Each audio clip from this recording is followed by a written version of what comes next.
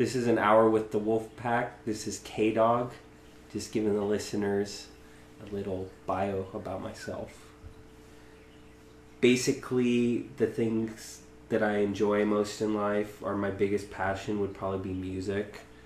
I listen to all sorts of music. I've been collecting records since I was like 15 years old. When I was younger, I was just really into punk and hardcore music. But as I got older, I started getting into lots of stuff, reggae. I listen to all sorts of metal. I'm a huge fan of this Puerto Rican percussionist, Tito Puente. So I just listen to all sorts of music. So yeah, that's my thing. I used to go to shows. I still try to go to shows, but now that I'm older, I don't go to as many shows. And I guess also I was a big wrestling fan growing up, and then I stopped being a wrestling fan for like 10 years. But in the last couple years, I started getting into wrestling again, which I know people make fun of that because I'm like 30 now, but I just think it's kind of crazy, all the characters. And then I would say in the last year or so, I've become a big MMA UFC fan. Probably due to Conor McGregor and Ronda Rousey, those big stars, but I'm just fan of all time. See, I've gone through many phases, but my musical love of my life is a band called Poison Idea from Portland, Oregon. They've been around since 1981. And they have 7 full-length albums. They probably got 20 singles and like 3 live albums. And all of them, in my opinion, are phenomenal. They're just the most amazing band. They're kind of like punk, but they do a little metal. Really cool. The thing about the band is like the guitarist was 500 pounds. The singer's 400 pounds. So a lot of times people are like, oh, look at this fat band. They're just fucking fat, but they're like really fucking good. And they influenced Nirvana. And they're really rad. And then some of the other Wolfpack members got me into reggae. So I'm really into this guy Martin Campbell. I like King Tubby. I think Bob Marley is insanely overrated. And to be honest with you, some of his music bores me. And on the other side, I think Peter Tosh is extremely underrated. And his music's just fucking awesome. I like some hip-hop. My favorite rappers are Cool. It's probably a tie between Kool Keith and KRS-One. And they're just totally opposite rappers because Kool Keith is just like porno rap, horrorcore, way abstract, crazy rap, 50 personalities. But awesome, amazing, what do they call it? Vocal gymnastics. And then KRS-One is just like super political, just enlightened, but still super rad beats. And I don't know, it's a tie probably between KRS-One and Kool Keith. It's really hard, but I also like Rakim, who I just recently got into like a year ago, and he has an album called Seventh Seal, which is just the most like amazing record. And then I like DMX because he's just freaking intense as hell. He's actually bipolar, and he has emotions that are just like up, down, up, down. You can hear it in his music. So yeah, I just like that type of. Funny enough, it's just like New York rappers. I like Nas. I don't like Drake. I don't like any. Lil Wayne, a few songs. I just think a lot of rap is just Babylon. I like the old New York stuff. And then I like hardcore music. I really like this band called Terror that I saw their first San Diego show like 10 years ago. And I think they're great. I like the first Agnostic Front album called Victim in Pain. I like Bad Brains a lot. And I listen to classic rock too. I really like Leonard Skinner, the first 2 albums. I like Neil Young. The Beatles, like White Album, some John Lennon stuff. And I really like avant-garde. This band called The Residents. I just think are like one of the most amazing bands ever as far as like experimental avant-garde music. And I don't know, I like John Denver too. I like all sorts of shit. But yeah, music is just like my life force. I just listen to it morning, afternoon, night. I have my morning music, my afternoon music, my night music. It's just, I don't know where I'd be without music. I try to play music. I'm not that fucking good, but I try to mess around with drums. And yeah, that's just me and Mr. Music, I guess you could call me. But anyway, yeah, like my records, like I got all sorts of records, but my whole thing about record collecting is quality over quantity. Because you'll meet these dudes or these chicks who got like 10,000 records, but do they really listen to them, or like are they just do they just have all these records to say I have 10,000 records? I'm all about each record I have like a special relationship with it. As corny as that sounds, it has a special meaning for me. Like I could tell you when I got it.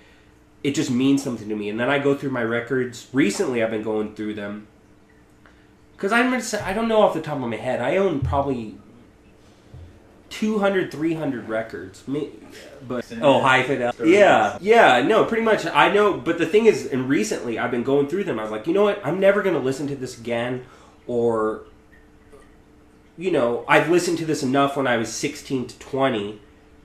So I found this really cool record store that, most of them do trades. So I'm making a stack and like, okay, I'm ready to part with these, and I'm going to trade these for new records that I want to listen to in the future. And then in my phone, this might sound kind of crazy, but just like people have sex daydreams, which I guess I do have those too. I have like record daydreams where like I have this like want list of records, like especially this band Poison Idea. They have so many records, so many singles, and it's like my goal to own every single record, and I'm obsessed with it. And I go on this website called like Vinyl Junkie or something, and it shows pictures of every record, and I'm just obsessed. I'm just like, one day I will hold every record, just like the reggae guy Martin Campbell. I want every record, and I sit and I have daydreams like I must have this whole collection. And some people say it's like a hipster thing to records. It's not that. It's like a love of music. It's just fucking, I love music, and I'm grateful that I have something to love. And it's weird as fuck when you meet people who don't really like. I've met people who actually say, "I'm not a big music person." It's like I don't get that at all. But yeah, and just I'm always looking for new bands. Like recently, I've just come across some really cool bands. Funny enough, from Portland, Oregon, where Poison Idea is from. A band called Dead Moon, which is really cool, and a band called Wipers, which is really cool, and which are really cool. And the Dead Moon's kind of like really kind of dark garage, kind of punky music, and they're from like the mid 80s, early 90s, and they sound like a cooler version of the White Stripes. And I never was big on the White Stripes. Thought they were okay, but like this band, you could tell that punk Jack White, not like a punk rocker, but he seems like a little punk. You could tell he was listening to a lot of Dead Moon. That's another thing that I love about music. You can take any band out there. You can come with me any band, and I will tell you who influenced them. Because a lot of people think like, oh, there's this band like, oh, The Offspring. Like, oh yeah, they're so original. But then I'll be like, well, listen to TSOL, who was like 10 years before who they grew up listening to. Like, all sorts of band, like this band Turbo Negro that all these kids are all about. They're just Poison Idea, the Dictators. That's what's interesting to me when people are like, oh, this band's so cool and original. I was like, no, you could totally tell where they got their sound from. Nirvana, which I love Nirvana. Listen to the Wipers and you'll understand where Nirvana got their sound from. Wipers. But most people were like, Wipers? Who the fuck are they? They were these poor artists, this poor band. They didn't make a penny. And then like Nirvana were multi-millionaires. Granted, Kurt Cobain killed himself. But it's like, if the Wipers didn't exist, Nirvana would never exist. No, Kurt Cobain... Kurt Cobain had his top 50 albums of all time. And the Stooges, Raw Power was number 1, which I think that's the best Stooges album. But it also on his top 50 were 3 albums by the Wipers. That was the only band that he picked 3 of. So clearly, and that's all great artists draw from other artists. But it's just funny, when I was a kid and I heard Nirvana, I'm like, wow, this is so great, it's so original, which I do think it's so great. But then it's like, I understand, like, when, Well, anyway, listen, fans out there, listen to the Wipers. Well, yeah. Just listen to like the album song "Over the Edge," and there's some I can't think of off the top of my head, but it's something Rat. The title's Rat in it. And Nirvana actually covered 2 Wipers songs. I think one's called like X7 to some random title. So I just love I love the whole genealogy of music and like figuring out everything came from something. But a lot of artists have like egos and they'll be like, oh, no, we did, this is all our creation. But most, the 95% of artists out there, music artists, are just posers and they're just like taking someone else's sound. Like White Stripes probably fucking listened to Dead Moon for hours and hours, and then White Stripes came out in like 99 or 2000 with the Strokes, and everyone's like, oh, this band's so cool, they're retro, and they're this garage band, but they're just fucking Dead Moon was this underground band who didn't make a penny, which that's just so is like Poison Idea, the guitarist, Pig Champion, is freaking like 600 pounds. So if you try to market them, even though he's like the best guitar player ever, you can't market a 600-pound dude. But if a dude comes up with skinny jeans and some cool hair, everyone will be like, this is some hip rock star. But that's just people, that just shows. Like, I'm really into drums. When I watch a band, I look at the drummer the whole time. I think a drummer can make or break the band. Someone else is going to look at the band and look at the bassist. Someone else is going to look at the band and look at the guitarist. Then someone else is going to look at the band and look at the vocals. But then there's a shit ton of people who just look at, oh, I like the singer's hair. I like their shoes. I like they're just into the fucking image of the whole thing. Which I think is kind of jacked up. But this guy, Tom Roberts from Poison Idea, he's like shreds any guitars, any skinny hipster looking dude. But if you're going to sew chicks, the skinny looking dude, into the image, you're like, this guy's a rock star. But it's like, nope, this guy is a way better guitarist. But there is, but it's, I think, and it's funny because I read an interview, and it's like David Bowie was mainstream, he was good. The Beatles were mainstream, they were good. Tupac had some good shit, he was big. You know, Biggie. Metallica at one point. It's not like if you're big, you have to suck. That's the problem too. There's a matter of opinion. Like, as I say, I think White Stripes are overrated. I think the Strokes are overrated. But then some people could hear Poison Idea or a band. Another thing I recently is funny. I've gotten into like metal more. I like this band called Merciful Fate and King Diamond, who's the singer. I just think that stuff's amazing. So I always like, it's to me, I get so into a band. I find I'm the type of music geek where I listen to like the live shit, the B-sides. But I love a band and I just fucking devour their whole catalog. So I love when I find a new band and then I'm like, yes, I have like 20 more albums to go through. I have shit to read. No, because the new generation, there's always going to be those music lovers. But I found like the new generation they just want what the radio and TV, like, I'm not saying Drake's bad. I don't really know. He's talented, but I think there's so many people. Everyone's like, Drake's the biggest deal. I think he's the biggest deal because people are told he's the biggest deal, and people are like, oh, this is what's cool. Rap fans, I mean, granted, there are some people who listen to KRS-One and the older shit. Rock and punk fans, they'll be like, fucking, I'm a fan of Black Sabbath or the Ramones, shit that was like 30 years ago. A lot of hip-hop fans are just like, I just need the shit that's this year. Like, you know, this month's music. Oh, that was 3 years ago? Oh, that was 20 years ago? It's funny enough, because I'll read musical articles sometimes. One time fucking I read this article with Drake, like 2 or 3 years ago, and people were like, not criticizing him, but they were just asking like, well, what's his opinion on the old stuff, or like saying he didn't have old school cred or whatever. And then he said something I always remember. He said something like, well, KRS-One, that I didn't live in that time. It's like, so? Like, I listened to fucking Jelly Roll Morton from the 1940s. I didn't live in that fucking time. Just because you weren't alive during KRS-One back in his heyday, why can't you go listen to his albums? But see, there's people like, oh, that's so old. I gotta listen to the newest Lil Wayne record. It just means that they're just fucking not really true lovers of art. Div. What one person's trash is another person's trash. I'm just saying, there's people that like are just eat up. You can just make the dumbest shit, and then you can just promote it and market it, and people are going to be like, oh, this is so cool. Like you just go up and be like we can make some garbage sounding music, and then you can walk up to like kids and just be like, this is the newest Drake, this is the new shit, and they're like, oh yeah, it's so dope, yeah, and that's their mindset. They don't really think about it. I guess there's always going to be rock with traditional bass guitar, non-electronic music will probably always exist.